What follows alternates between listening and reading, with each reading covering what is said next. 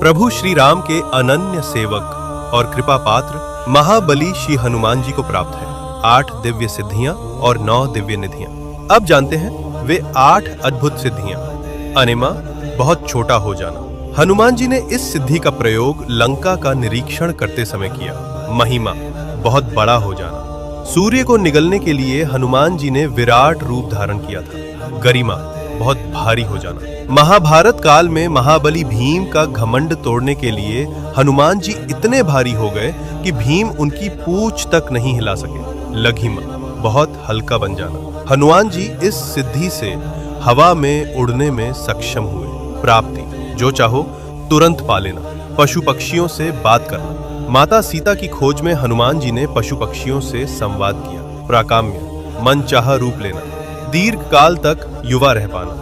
किसी भी लोक में जा सकना। हनुमान जी पाताल लोक तक गए और अहिरावण से प्रभु श्री राम और लक्ष्मण जी को मुक्त कराया। ईशित्व, सब पर प्रभाव और प्रकृति पर नियंत्रण। वानर सेना का संचालन, रणनीति और युद्ध नीति, सब कुछ इसी सिद्धि से संभव हुआ। वशित्व, किसी को भी वश में कर पाना। इंद्रियों पर पूर्ण नियंत्रण, इसी सिद्धि के प्रभाव से हनुमान जी का अपनी इंद्रियों पर पूर्ण नियंत्रण हुआ। हनुमान जी एक साथ कई सिद्धियों का प्रयोग भी कर सकते हैं। हनुमान जी ने लंका दहन के समय और संजीवनी बूटी के लिए पूरा पर्वत उठाया और आकाश मार्ग से उड़े, तो उस क्षण उन्होंने एक साथ महिमा, लघिमा और गरिमा, इन तीनों सिद्धियों का अद्भुत संगम से किया। अब जानते हैं नव निधियां, जो हनुमान जी की कृपा से प्राप्त होती हैं। पद्म निधि, जिससे भक्त को प्राप्त होता है धन, सौभाग्य और संतोष। महापद्म निधि, जिससे भक्त को प्राप्त होता है स्थायित्व और दीर्घकालिक सफलता। शंख निधि, जिससे भक्त को प्राप्त होती है कीर्ति, यश और विजय।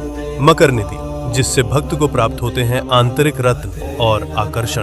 कच्छप निधि, जिससे भक्त को प्राप्त होता है धैर्य और आत्मबल।